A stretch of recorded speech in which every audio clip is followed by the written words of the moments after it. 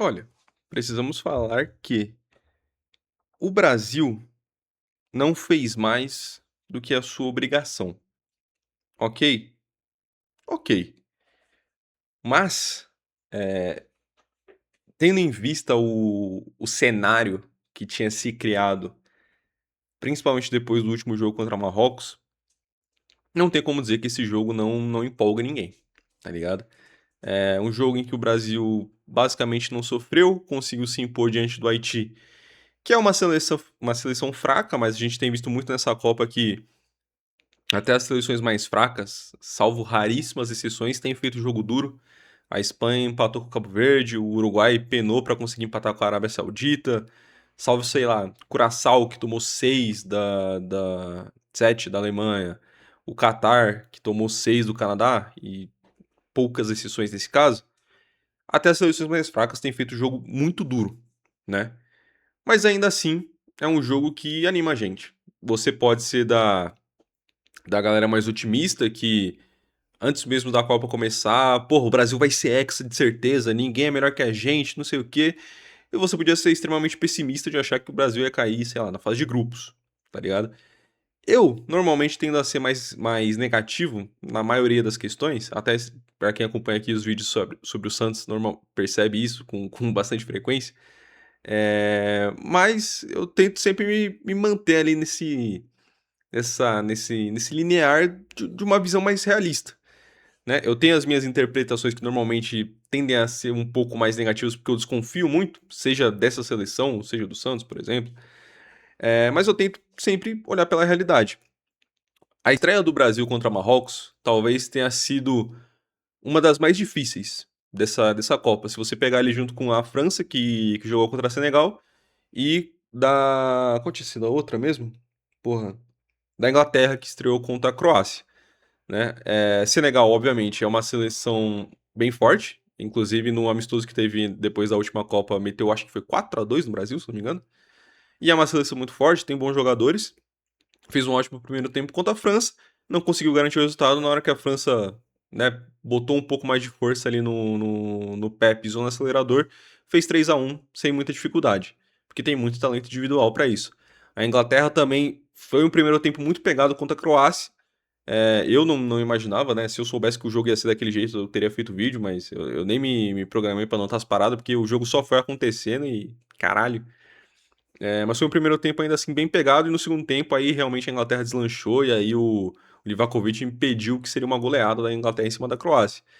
Talvez depois dessas, ou talvez até na frente dessas, né? O Brasil tenha tido a estreia mais difícil, que foi justamente contra o Marrocos, que foi um jogo difícil. Os primeiros minutos ali, Marrocos macetou o Brasil, não deixou o Brasil jogar. Depois, no final do primeiro tempo, o Brasil deu uma empurrada em Marrocos, conseguiu buscar um empate. Depois, no segundo tempo, ficou basicamente elas por elas até os últimos minutos que o Marrocos voltou a pressionar o Brasil. Só que diferente da Inglaterra e da França, que também enfrentaram adversários difíceis e conseguiram se impor, o Brasil não tinha conseguido se impor diante do Marrocos. O Marrocos é uma seleção muito bem treinada, é, e que acho que hoje, eu não cheguei a ver o segundo tempo, tá? Então eu não vou me atrever a falar do jogo como um todo, mas eu vi o primeiro tempo de Escócia e Marrocos. Cara, o Marrocos conseguiu impor novamente uma puta numa pressão em cima da Escócia nos primeiros minutos ali, acho que até a metade do primeiro tempo, basicamente. Depois a Escócia até tentou um pouco sair aqui e ali, mas falta muita qualidade pra Escócia. E Marrocos ainda assim conseguiu garantir a vitória, agora tá Brasil e Marrocos empatados em 4 pontos. E aí vamos saber como né? A classificação vai depender da próxima rodada. Vai depender da questão de saldo, né? Porque o Brasil empatou com o Marrocos. O primeiro critério de desempate é o confronto direto, o segundo é o saldo de gols. O Brasil conseguiu fazer um belo saldo hoje contra o Haiti. Vamos ver se o Marrocos vai conseguir fazer isso. O Haiti, eu acho que tinha dado uma primeira impressão muito boa naquele jogo contra a Escócia, mesmo perdendo, porque a gente imaginava que o Haiti ia ser massacrado por todo mundo, pelo menos essa era a minha visão. E, assim, obviamente, o time da Escócia é ruim, tá? Não é, porra, um Curaçao da vida, né, de tão ruim assim, mas ainda assim é uma seleção fraca. Ganhou de 1-0 do Haiti, mas o Haiti, mano, foi muito pra cima, deu vários sustos na Escócia, propôs muita coisa, e quando você olhava a estreia do Brasil contra o Marrocos e o jogo do Haiti contra a Escócia, mesmo a Escócia sendo fraca, você falava, porra, não acho que vai ser esse baile todo que a gente imaginava antes da Copa começar. E, felizmente, foi esse baile todo, né? Graças a Deus o Brasil conseguiu ser, assim, fazer o resultado de maneira bem tranquila contra o Haiti. E aí vamos ver, né? O Brasil fez 3 de saldo hoje, o Marrocos. Eu lembro de ter visto os resultados dos jogos do Marrocos antes da Copa começar. E quando o Marrocos pegou seleções fracas, ele conseguiu meter goleadas, né? 5-0, 6-0. Obviamente, são seleções ali também de seleções menores do continente africano, ali em amistoso, eliminatório e tal. Então, talvez não seja o melhor parâmetro do mundo, mas o Marrocos tem o potencial de golear. Vamos ver se eles vão conseguir fazer isso. E aí o saldo de gols vai resolver tudo. E também, obviamente, contar que o Brasil ganha da Escócia, né? Porque o Marrocos muito possivelmente vai ganhar do Haiti. O Brasil tem que ganhar da Escócia para pelo menos poder brigar por esse primeiro lugar. Se não ganhar, aí de fato se complica. E aí eu acho que vai para a fase de mata-mata com muitas preocupações, né? Não conseguir ganhar da Escócia, que é uma seleção de fato bem fraca, que talvez até pegue um terceiro lugar, possivelmente, né? Vai ter ali no mínimo 3 pontos, tem essa chance de pegar um terceiro lugar das seleções que vão se classificar. Mas se o Brasil não conseguir uma vitória, não vou nem dizer elástica, mas uma vitória tranquila contra a Escócia, aí eu acho que de fato preocupa, tá ligado? Eu não imagino que vai ser goleada, vai ser baile igual foi hoje contra o Haiti. Eu imaginaria, sei lá, um 2-1, 2-0 no máximo, né? Não vejo sendo muito diferente disso, mas tomara que seja, tomara que o Brasil meta uma goleada e pegue confiança para a fase de mata-mata, né? O jogo de hoje, o Brasil foi dominante na maior parte do tempo, desde o primeiro tempo, assim, sem muito problema. O Haiti tentou, o Alisson no primeiro tempo basicamente não trabalhou, no segundo tempo fez uma boa defesa, não, fez uma defesa muito boa e fez mais uma ali uma defesa comum ali no segundo tempo, mas ainda assim não precisou ser exigido, não precisou até afastar essa nhaca, digamos assim, que ronda o Alisson na perspectiva da maioria das pessoas, que de fato ainda continua não passando tanta confiança assim, mas não entregou hoje, né? Não tomou gol, pro Haiti já é alguma coisa. No primeiro tempo ali eu acho que a maioria dos jogadores foram muito bem, assim, o Vini, o Matheus Cunha, o Paquetá, o Bruno Guimarães, todos fizeram um primeiro tempo absurdo. O único que eu acho que destoou um pouco negativamente foi o Casimiro, né? Assim, o Casimiro, no jogo de hoje, no geral, de todos, eu acho que talvez ele tenha sido mais abaixo, na minha visão. Eu lembro dele, sei lá, dando um desarme, sofrendo uma falta ali quando ele vai dividir uma bola dentro da área do Brasil já no segundo tempo, mas assim, na maior parte do tempo o Casimiro pra mim passou muito batido. Passou, assim, despercebidaço, tá ligado? Mas foi talvez o único ali que destoou um pouco mais de maneira ruim.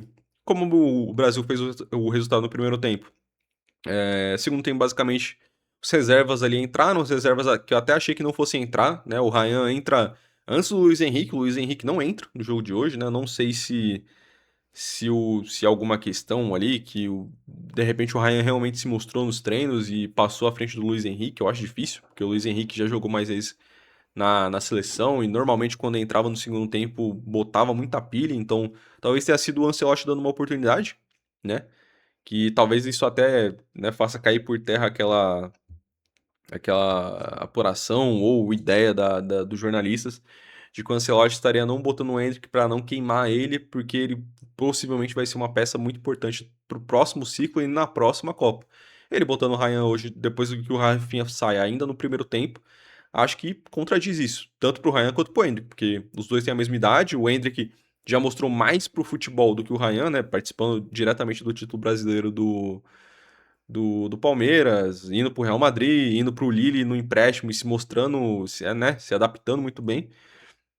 Então, se o Ryan tem essa chance, o Endrick também obrigatoriamente tem que ter. Então, essa ideia de não queimar os moleques, eu acho que realmente não acontece. Talvez tenha sido hoje, porque o Ancelotti percebeu que o jogo estava fácil e talvez seja isso. E aí, de repente, no mata-mata não vai ser assim. De repente vai entrar o Luiz Henrique, vai entrar o Igor Thiago, vai entrar.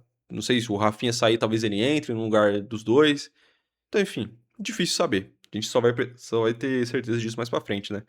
Mas ainda assim, o Brasil parou de pressionar tanto assim no segundo tempo, se poupou mais, deu uma descansada.